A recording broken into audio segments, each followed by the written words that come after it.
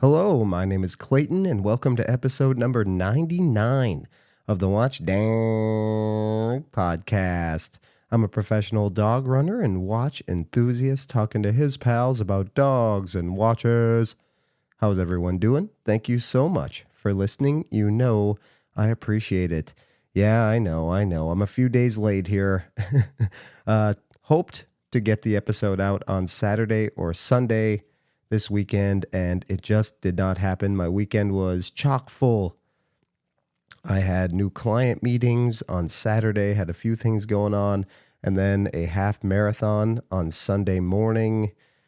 I'm burning the candle at both ends, so I apologize. It is my quest to deliver regular content, so hey, better late than never. So episode 99, yeah. I don't know. You'll get it sometime on Tuesday. I'm recording at 4:30 in the morning here before a full day of work. Hopefully I can get it recorded and edited before I go to work and you have it for your Tuesday morning commute. But there's a good chance you'll have it for your Tuesday evening commute instead. You'll find out soon. And I just wanted to thank everybody for the kind response to the fantasy football episode I released last week comparing watch collecting with playing fantasy sports / fantasy football. When I was listening back to it while editing, I thought, oh gosh, I'm not even going to release this. This is too weird. Nobody's going to listen to this. People are going to shut it off. And no, I actually got some great responses. People liked the analogies, could relate to them. Some people were fantasy football players and totally got it. Others, I think I made fantasy football sound like more complicated and harder than it is. You don't really have to be that in depth.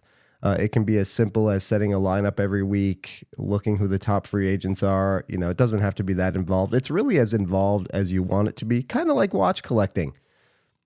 You can get really in the weeds. I said in the woods. I guess that's my other correction. I kept saying in the woods, meaning you want to get into something deeper, but I think it's in the weeds. As I was listening back to it, editing, I thought, I think I screwed that saying up. And sure enough, I looked it up. Getting in the weeds on something means that you're really engrossed and deeply into it. So there's usually one big correction every week, and that was my correction from episode 98. But thanks again. Y'all make me feel good with the kind words you say, and I certainly appreciate it. Okay, enough of last week's mistakes. Time to make some more. It's main topic time. God. All right, you saw the title. The Citizen, High Accuracy Quartz versus Grand Seiko and the 9F, High Accuracy Quartz movement. Why this episode and why now? As I said in the intro, I have been incredibly busy.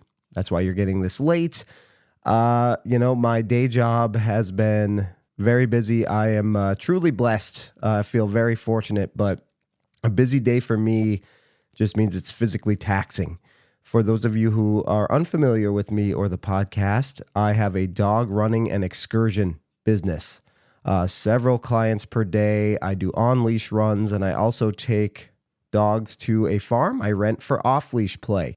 I spend my day with all kinds of other dogs. When I get home from work, my dogs know I've been cheating on them all day. It's just not feasible for me to take my dogs. It'd be a long day. They'd be in the car quite a bit. And I also do leash runs. So the dogs I do leash runs with typically aren't that great with other dogs. So it just would not work. So when I get home, my dogs are like, hey, pal, my turn. I live near some woods. So every evening after work, I take them on about a 60 to 90 minute hike, depending on the weather, the time we get out there. So yeah, I've just been swamped. Last week, I got home later than usual every single day. And then, like I said, my dogs are raring to go. So I really recognize the value of a high accuracy quartz watch, The Citizen.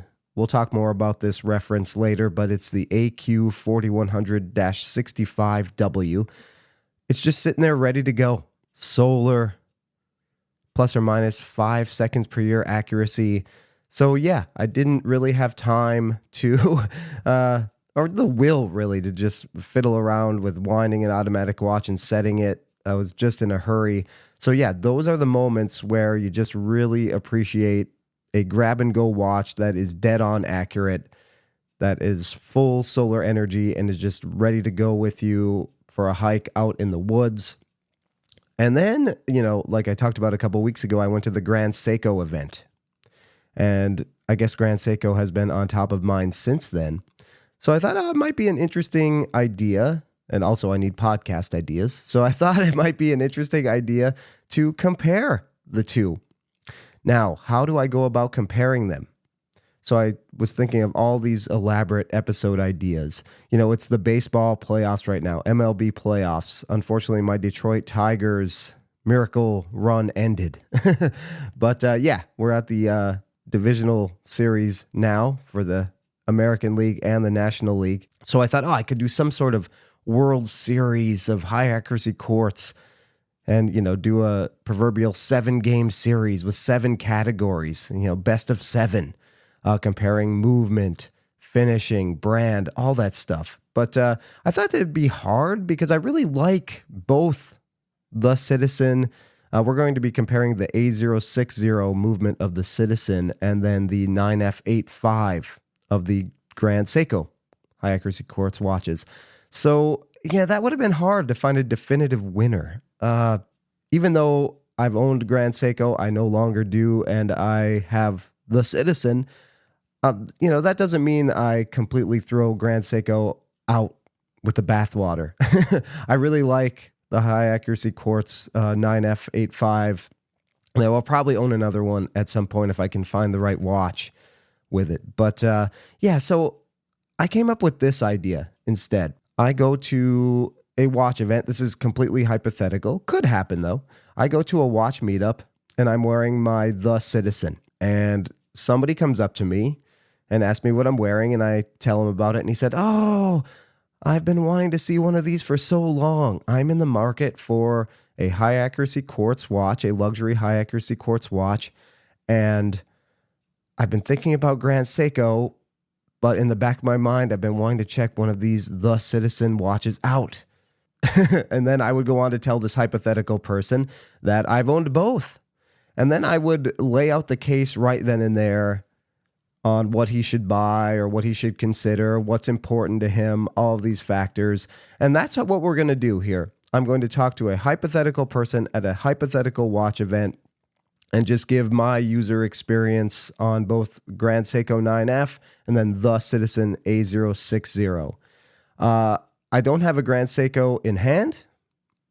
I've owned a couple 9F watches, the SBGP 015, which is in the sport case. It has lume. And then the one we're mainly going to focus on because it's closest to the Citizen, the Citizen that I have, and that is the SBGP 017, the Sea of Clouds. So that's what my comparison is going to be. We're going to look at several different factors, and I don't know if this is going to be all for naught because I'm going to say positives and negatives about both of these watches, both brands, both movements, all that stuff. We're going to say positives and negatives, and we might end up where we started, and I might give this hypothetical person just way too much information, and they're really not going to know which way to go after this conversation. But I thought it was the best way to go about this exercise. So here we go. Okay, maybe a disclaimer before we get started. I lied. I just want to say I'm not going to bog you down with too much technical data or information here about either movement, brand, all of that. You can do that on your own time. I will provide you with several links in the show notes. It's easier for you, easier for me. You're listening to a podcast. You're not going to retain all of the technical jargon and nonsense. So we're just mainly going to talk about it from a user perspective. Of course, I will give you a little background, but yeah, I don't want to bog you down. So we're going to skip all of that. Okay, now we can officially get started. This person comes up to me at an event, like I said, and they ask why high accuracy quartz at all. You know, you can buy, obviously, very inexpensive quartz watches. Those will run about, plus or minus 15 seconds per month. But they're also, $15, $20. You can buy cheap Casio watches, cheap Timex quartz watches, Gosh, you can even go cheaper than that, probably, depending. You can search Amazon. But hey, I would counter argue and say, I think you can find like $30 automatic watches on Amazon. So why spend a lot of money on an automatic watch? We can argue about that all day long. So here's what I would say. You're obviously interested in Grand Seiko, which I would say is a luxury brand, despite what some people might say. They have very expensive watches. And then, the 9F Quartz watches can be found for under $4,000 retail, and then much less expensive. You can probably find one of the GMTs for, I've seen them as low as like $1,500 now. So the pre-owned market is where you want to buy both of these watches. We'll touch on that later. But yeah, so you obviously are interested in a nice watch, and you're having a little trouble with quartz because we associate quartz with cheap. But here's the thing. If you read the links that I provide and listen to some of the things I have to say, including this, these watches are handmade. There is real watchmaking. Don't disregard these because you see the Q word. The polishing done to these cases, bracelets, etc., is done by master artisans on both sides. The Citizen have washi paper dials, which we will talk about more in depth. This is not your run-of-the-mill, cheapy quartz watch. These are luxury watches that just happen to have quartz movements. Skilled artisans are doing the finishing, the polishing, the construction. The Citizen has meisters who hand-build these watches one at a time. You don't get that from Rolex. You don't get that from Omega. You don't get that from Breitling in most cases. Those are assembly line watches, right? So if that's important to you and you want something grab and go, there's real watchmaking that goes into making these watches super accurate as well. These movements are finished. In the case of the Sea of Clouds by Grand Seiko, it actually has a see-through case back, so you can see the quartz movement. How cool is that? You don't get that on the Citizen, but it's also a very nicely finished, beautiful movement. You can look up pictures of that movement as well. So if real watchmaking and luxury products are important to you, if you're looking at Grand Seiko, I think it is, then High Accuracy Quartz by one of these brands is a great option. So we'll start there. That's why High Accuracy Quartz. And again, do some reading. You may not change your mind. If you're a quartz hater, this may not change your mind, but at least you'll be well informed. There's nothing worse than somebody who hates just for the sake of hating and doesn't have the facts. I respect your opinion much more if you have personal experience. You might disagree with me. That's cool because you know what you're talking about. So yeah, if you're going to hate on quartz, have some ammo anyway. Don't just blindly say, oh, cheap watches, blah, blah, blah, no soul. I vehemently disagree with that. Like I said in podcasts years ago when I talk about quartz, you can decide if your watch has a soul or not. And something we're going to talk about with the Citizen, the accuracy actually depends on you interacting with the watch and keeping it going because of solar. So you need to interact with it a little bit anyway. Maybe not winding it every couple days or that type of thing. But there is still some owner interaction that needs to take place for it to run at its full potential. So does it have a soul? I think solar watches kind of have a soul. Solar. Oh, God. Okay. It's early in the morning. I need more coffee.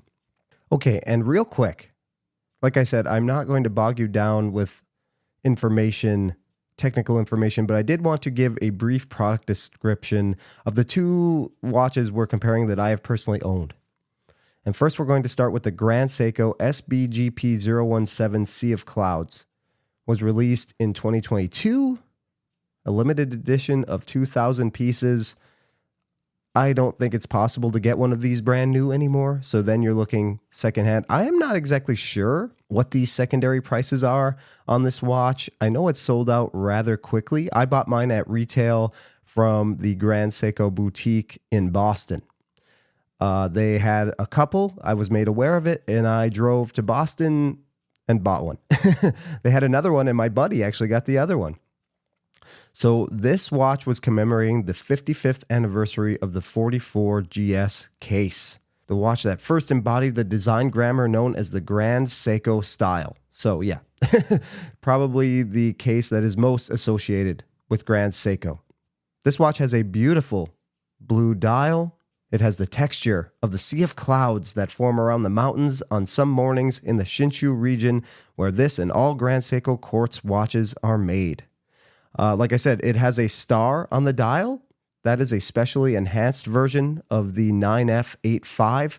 It's accurate to plus or minus 5 seconds per year. The high precision rate is achieved by the use of quartz crystals that are aged and then individually selected for their particular performance characteristics. Again, real watchmaking. If this stuff doesn't interest you, doesn't get you going, I mean, to each their own, but this is the stuff I love about quartz watches, mechanical watches, anything like this. They go the extra step to just ensure accuracy. It just scratches me right where I itch. Okay, let's talk a little bit about the watch I'm wearing right now and that I own currently. I did sell the Sea of Clouds. Maybe I'll talk a little bit more about that. I only owned it for a few months. I'm not going to say this a ton, but I do struggle with the bracelet fit on Grand Seiko watches. Majority of them do not have micro adjust. They do have half links. I am not somebody who likes to wear my watches loose. Now, the Citizen is titanium, so I'm much happier wearing titanium a little loose because it's obviously lightweight versus a heavier stainless steel watch. I cannot stand wearing a heavier watch loose, tight as possible. With Grand Seiko watches, in my experience, with my wrist shape, they've either been way too loose or so tight that circulation is cut off and my wrist turns blue. My hand turns blue. So for that reason alone, I struggle. Could not really find a good strap to go with the Sea of Clouds. They have 19 millimeter lug width, which is fine. There are a lot of strap makers that make 19. I don't know. I just didn't have any great straps. I couldn't find anything suitable. So anyway, I moved on after only a few months, but I know several people who bought the Sea of Clouds and still have it. You know, they've owned it for over 2 years. They aren't really serial flippers. But anyway, the Citizen Tsunago Maki Washi Dial Model AQ 4100-65W. A limited edition of 500 pieces. This model features a Tosa washi dial lavishly sprinkled with platinum flakes using the traditional Tsunago Maki technique. And again, I will provide links to that. You can read up on what that technique is. We're not going to go into it. I have to get ready for work here in a while, so we'd be here all morning. I'd be late. Because each dial is handmade by a veteran craftsman, no two models are quite the same. Every exemplar of this limited edition is truly one of a kind. Again, neato watchmaking stuff that, so what if it's a quartz? You're still getting really unique characteristics with both of these watches, and I just love that. The ancient Japanese traditions and the latest technology all distilled into one dial. Tengu Jo, an ultra-thin washi from Tosa, platinum leaf of legendary quality from Kanazawa. The Tsunago Maki, a decorative technique from the lacquerware workshops of Aizu Wakamatsu, in which shredded platinum leaf is sprinkled from a tubular sieve into washi paper. This genuinely one-of-a-kind dial combines traditional materials and techniques from different regions of Japan with Citizen's advanced watchmaking technology as exemplified by Eco Drive. And that's where we're going to stop all of this for technical jargon. I told you I wasn't going to get into it, and I did there maybe a little too much. So, all right, now we have the basic foundations of what we're dealing with the watches. So I'm talking to the hypothetical person here. First of all, they're considering Grand Seiko, and they are also thinking about the Citizen, now especially that this person has seen it in person. So I would say, let's talk about brand, first and foremost. Seiko and Citizen, been around for 100 years plus, both of them. Known for innovations, unique watches. I mean, Seiko started the quartz crisis with the Astron, right? Both brands, no matter which you choose, Citizen or Seiko / Grand Seiko, have amazing history. So that's where it'd be really hard to pick a winner in like a 7-game series, 7-category series. So with both of these, you're getting great brands. Now, Grand Seiko and the Citizen in particular. Grand Seiko has been around since 1960. As we said, the 44 GS case. That's what most people want for their first Grand Seiko anyway. And let's assume this person is getting their first Grand Seiko and they're starting with quartz. 44 GS, right? What else is there? So obviously there are a lot of different options, but yeah, you want the most legendary thing when you're going with Grand Seiko. So 44 GS case was made in 1967. A lot of history, but they were only available in Japan until 2010. So you really think about it, 14 years they've been in the American marketplace. And it's incredible the ground they've made in those 14 years. Obviously, collectors knew of them before. You could get them from Japan. But yeah, internationally made available only in 2010. And it feels like they've been around for a long time. I mean, I got into watches at the beginning of 2019. And Grand Seiko was a household name then already. So then we go to Citizen and the Citizen. Citizen had the Chronomaster in the 60s, but the Citizen moniker and the Citizen and Chronomaster sort of get lumped together. But that was made available in 1995. And those have been primarily available in Japan until last year, I want to say. Here in America, Citizen has a budget reputation. That's what we think of. Great watches, but inexpensive. And mostly quartz, eco-drive, solar. A watch you can get at the mall, at Kohl's, at Macy's for cheap, right? You want a good, solid, cheap watch. You only want to spend $150, $200. Citizen. Unless you want a digital watch, then you go Casio. But yeah, you want a nice watch that's not going to break the bank. Citizen is the brand you choose. And that's the reputation they have. And much like Grand Seiko, which can be a few $1,000s plus, the Citizen models that we're talking about, the watch I'm talking about, retails for $4,300. And I probably didn't mention this, the Grand Seiko Sea of Clouds retailed for $3,800. Both of these are really tough to find new. The U.S. Citizen website has sold out of the AQ 4100-65W. The Sea of Clouds is long sold out. As I talked about in my episode 93, Chrono 24 buying experience, that's where you're going to find the Citizen that I own now. They've gone up in price a little bit on there, but you can routinely find them for, $3,200 to $3,400 USD. You have to deal with VAT and all of that, as I talked about in that episode. But anyway, so yeah, we're talking about a lot of money, and the U.S., most watch enthusiasts in the United States, A, didn't know these higher-end Citizen models existed, and B, you got to be out of your mind to spend upwards of $3,500 to $4,000 on a Citizen. So I think in both cases, there's some baggage. When Grand Seiko was introduced to the Western market back in 2010, they were double branded. Seiko was on top, and then Grand Seiko was on the bottom. So essentially, you're telling me I have to pay thousands of dollars for a Seiko? Again, Seiko was mostly associated with inexpensive watches. Nothing in that realm of, $3,500 and up.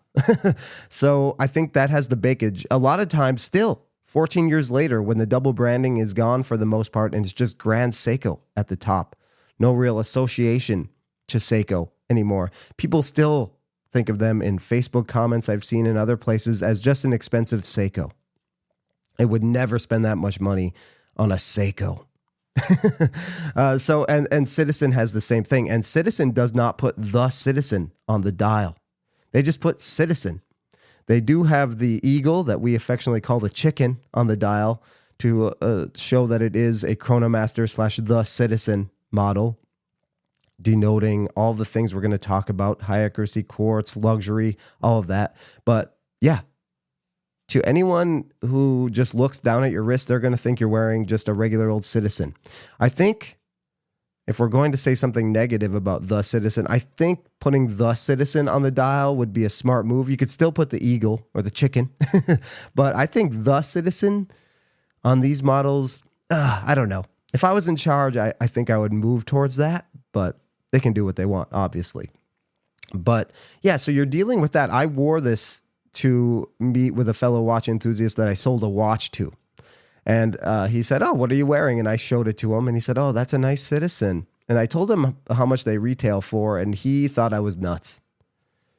And it's also titanium, so it feels toy-like. A titanium quartz watch, it's super light. It does not feel like it costs as much as it does, especially when you're just looking at it briefly. You don't have time to learn about all the details. It feels like a kid's watch, and for it to cost that much just blew this guy's mind. So yeah, you have to keep that in mind. In both cases, people are probably going to look at you sideways when you tell them you spent this much on a quartz watch, this much on a Seiko, and this much on a Citizen. But is that important to you? You be the judge of that. Okay, if we get past that, then the next thing I would talk about is movement accuracy.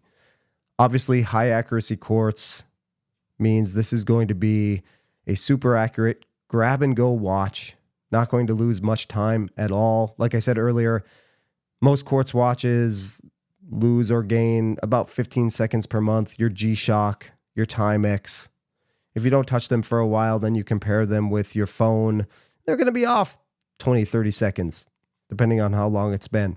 That usually doesn't matter to most people, but if we're going the extra step to spend money on a 9F or a The Citizen A060, I guess that matters to us enough, right? And we want it to be crazy accurate. It's a watch we can not only just grab and go whenever we want, but we can set our automatic watches to it, which is something I love to do and I really appreciate.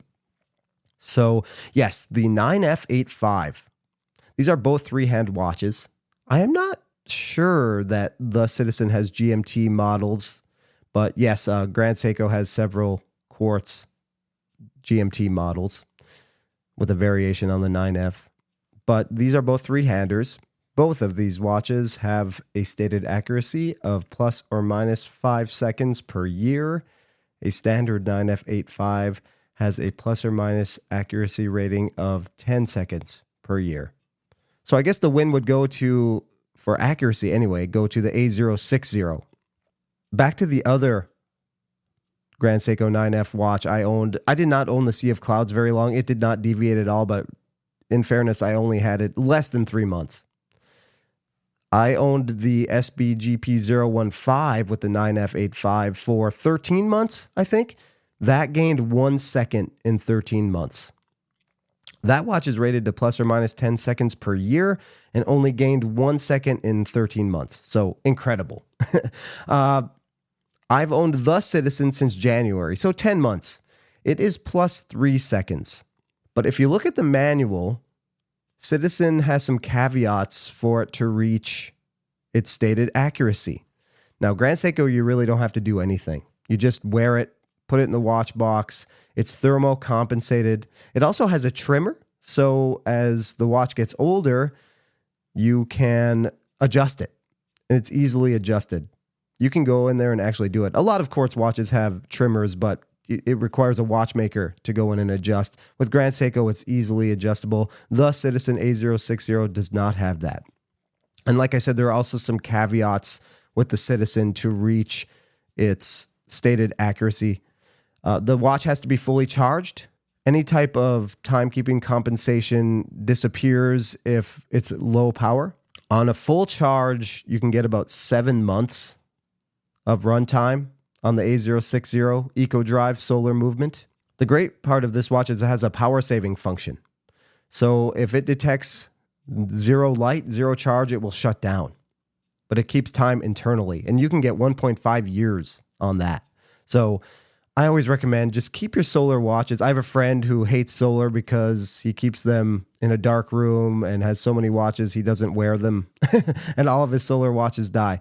I have a smaller collection, so I find solar incredibly convenient. They are in a well-lit room all the time. So running out of juice is never an issue. And all of your solar watches are going to last much longer. I can safely say you'll get 10 to 15 years plus if you just make sure your EcoDrive watches have full power. And Citizen also says to get the plus or minus 5 seconds per year, you should wear it for a minimum of 12 hours per day. I have definitely not done that. So while plus or minus 3 seconds in 10 months is still within spec, if I wore this watch every day, if this was my one watch, it might be dead on accurate. Who knows? But anyway, there's no real caveats with the 9F85. You're just going to get a great, super accurate watch. Now, how important is this to you? The 9F is a battery-powered watch. So every 2 to 3 years, you're going to have to either change the battery yourself or bring it to a watchmaker. The A060 is an EcoDrive solar-powered movement. Like I said, it has a solar cell that is underneath the washi paper dial. That paper is super thin. You can't even tell it's a solar watch. I mean, the dials are beautiful. I mean, Grand Seiko is known for their dials. Some of these washi paper dials that the Citizen does, including the one I own, they're beautifully stunning. And they put platinum leaf in this washi paper, like I said earlier. They had to make sure the platinum leaf did not interfere with the solar capabilities because it is not transparent. It is solid. So they place it intricately so that the solar cell underneath the paper can still receive sunlight and adequately charge the watch. So, yeah, do you feel like that's important? Do you mind taking your crazy accurate watch to a watchmaker every 2 to 3 years? Then you have to reset it again. Or, I think the Citizen is much more just grab and go, right? You don't have to worry about it for 10 to 15 years. Now, most of us watch enthusiasts cycle through watches. So even, for me personally, changing a battery every 2 to 3 years, I don't really think about that because I may not own the watch in 2 to 3 years. If I love the watch enough, I will rush it to a watchmaker to get the battery changed. But I feel the same way about the Citizen. I'm not going to have to worry about this watch. I'm not even going to have to stop this watch for the next 15 years plus. I know people who have had EcoDrive watches for over 20 years, the inexpensive EcoDrive models for over 20 years, and they still run just fine. The watch will keep working. The timekeeping as it gets older may be affected. It may not be as accurate. And then if I love this watch, if I still have the Citizen in 15 to 20 years, that means I really love it, and I will go through the necessary steps to get it fixed. All right, a few more things before we make our final decision here. Like I said, Grand Seiko was introduced to the Western market in 2010. They've gained a lot of ground. The Citizen is new to the US, like last year. Like I said, the idea of spending this much money on a Citizen is foreign to us, right? So they are just beginning to come into the States. There is a boutique in New York City that sells several of these high-end models, and now the Citizen US website is beginning to introduce them. I first saw the watch I'm wearing right now, I think last fall, around this time, probably a year ago. I think it was a little before Thanksgiving.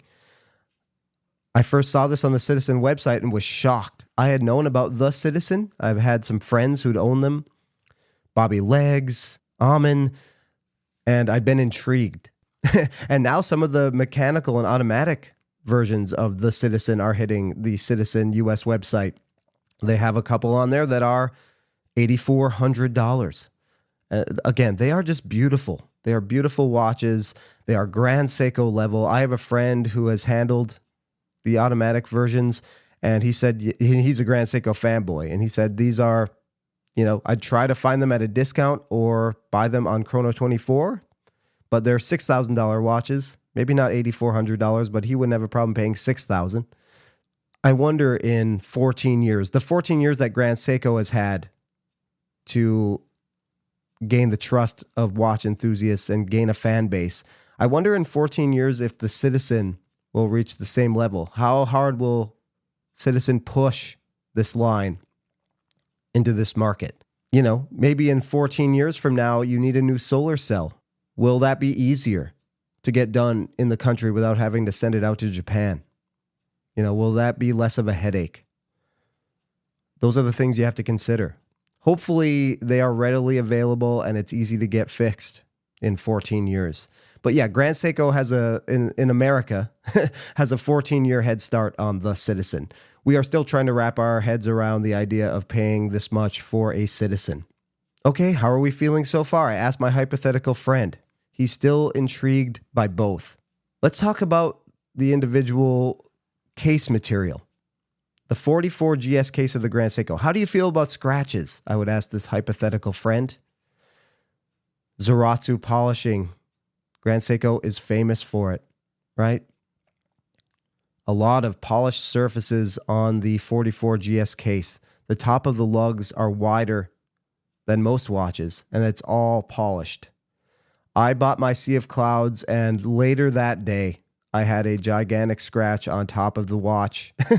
That does not bother me, but I know it bothers several people. My good buddy Bobby Legs, co-host of Watch Soup, said that was the number one reason he sold his Sea of Clouds, because the polished surfaces just scratch too easy. He just couldn't take it, couldn't handle it.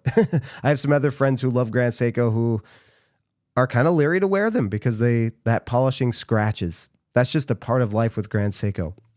The Citizen, on the other hand, uses their super titanium with a Duratect hardness coating. It's not immune to scratches, but I've worn this watch a lot, like out in the woods, hiking, doing yard work. I mowed the lawn with it the other day. There's not a whole lot of polishing on here. They use Zaratsu polishing as well, or a Zollis machine. The bezel is full polish. There are chamfered edges that are polished. And then the bracelet links have little polished bits. But other than that, it's mostly brushed. But there are not a whole lot of marks on this watch. The polished bezel does have some scratches, does have a little ding. But other than that, this watch looks immaculate. The clasp has 0 scratches that I can see with the naked eye. If I were to get a loop, I'm sure I could see a bunch of micro scratches. But just examining it, really no scratches at all. So how important is that to you? And also the lightness. Like I said, I have trouble finding a great fit with Grand Seiko watches. I do not like a loose stainless steel watch. With titanium, I'll forgive it. They essentially have the same exact clasp. No micro adjust on the Citizen either, but the links are smaller. So it's just easier to fine tune. Just ever so slightly smaller links make it much easier for me personally to fine tune the fit to how I like it. I can put up with a more loose bracelet with titanium than stainless steel, but do you mind? If you like to wear your watches loose, then I wholeheartedly recommend Grand Seiko. Of course, there are strap options, like I said, but I really like to wear a watch on a bracelet if it comes with a bracelet. And I get a little bummed out when I can't. And I hold that against Grand Seiko. Maybe I shouldn't. I don't want to harp on that too much because I've said it a bazillion times. And then I guess we talk about price. You can find not this exact The Citizen Chronomaster, but you can find several for $1,500 pre-owned. And like I said, a lot of them are super titanium with Duratect. They hold up very well. They're not going to be scratch-free, but they are going to look good. The condition of a used The Citizen, if I were to sell this, I mean, the person would barely notice any scratches on it whatsoever. The bezel has a couple, but they're just not readily visible with the naked eye. Grand Seiko, like I said, most have a lot of polishing. High polish attracts scratches just by looking at it. I don't even know how I scratched my Sea of Clouds, but I did. So you have to take that into mind. Are you a rough and tumble person? I think the Sea of Clouds looks a tad dressy with that polishing, with the dial, whereas the darker tone of the super titanium gives this a very it can pass as a dress watch, the Citizen, but I think it gives it more of a sporty look. It's just more appropriate for all situations where the Grand Seiko maybe not so much. So this hypothetical person would ask themselves, what watch would they wear more? Are they an active person? The Citizen is super lightweight. You can wear it and not even realize you're wearing a watch. You forget about it. Where the Grand Seiko, you're maybe not going to forget about it as much. It's going to have a little more weight. And then if you are adverse to scratches, that's always going to be in the back of your mind. So what are you going to get more use out of? And then back to price. Best to buy both of these pre-owned. You can get deals on maybe not the Sea of Clouds per se, but if you're just looking for another maybe non-limited version of the 9F85, then you can really do well under $2,000 even if you know where to look. What else am I forgetting to mention here? These are both great travel watches, even though they are not GMTs. Both have the jumping hour function. Say who live on the East Coast, I am flying to California. I can just pull out the crown to the first position and move the hour hand back 3 hours, independent of the timekeeping. The watch does not stop. And then the other probably advantage I would give the A060 over the 9F is all of these are perpetual calendars. There are great videos out there. Watch Geek, I mentioned in the Chrono 24 episode. Watch Geek does a great tutorial. That is easier to follow than the manual, I would say. But it's a perpetual calendar up until the year 2100. I will be long dead. If one of my family members way down the line still has this watch, sorry. If you're wearing it past the year 2100, you're going to have to get a new watch or just deal with it. But yeah, so that is an added bonus.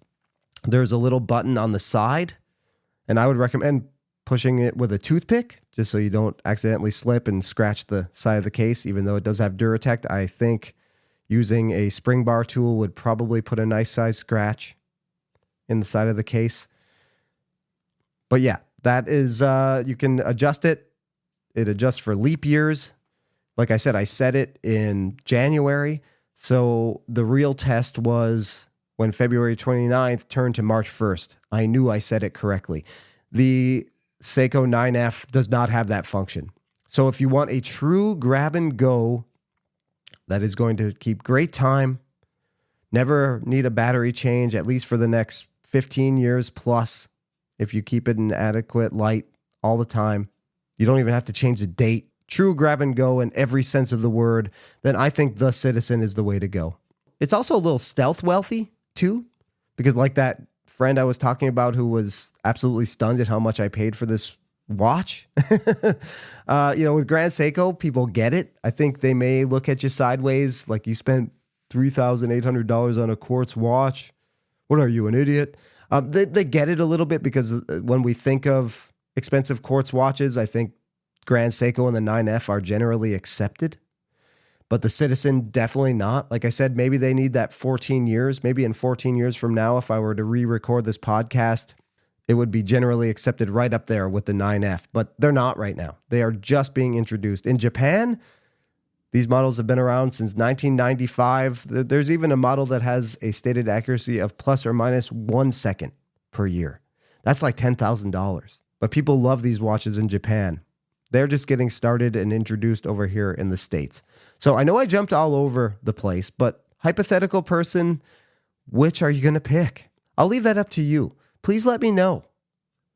What would you pick? Do you have a Grand Seiko?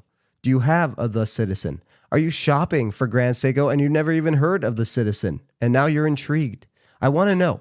If what I had to say wasn't enough, like I said, I will provide links where you can read all about the craftsmanship that goes into these beautiful watches, both the Grand Seiko and the Citizen, and what makes them so special, because both are truly special. Just in closing here, I guess I chose the Citizen because I do love the solar aspect. I love the perpetual calendar part of it as well. I do love the jumping hour travel function. I'm not a GMT guy. I just don't like the way 24-hour bezels look. I don't like telling time that way. I like bezels as fidget spinners, and I just don't find a GMT bezel all that satisfying compared to a dive bezel. So they're just not for me. I don't like the way they look aesthetically. I know I'm in the minority. GMT watches are hugely popular. Every brand makes a ton of them. So yeah, I get it. They're just not for me. So I like a 3-hander with that jumping hand hour ability. I don't travel that much, but when I do change time zones, it is so nice to just pop that hour hand back an hour, back 2 hours, ahead an hour, ahead a couple hours. I find that incredibly handy. You get that on both of these watches, both of these movements. So you have this podcast. You have all the links now to make an informed decision. Please let me know what you prefer. And if there are any corrections, I said a lot of stuff, got something wrong undoubtedly. So yeah, please let me know. Reach out. You can shoot me a text message. This podcast will come out as a video on YouTube. You can post a comment on there, or you can send me a message on Instagram. I welcome any and all feedback, positive or negative. If you find it in your heart to give me a 5-star review on Spotify, Apple Podcasts, I would greatly appreciate that. Helps this thing grow. And yes, we will see you on Saturday. I will be on time. We will be back to our regularly scheduled content. Episode 100 coming up this Saturday. All right, until then, hope you have a great week, and we'll see you on the next episode of the Watch Dang podcast. See you later.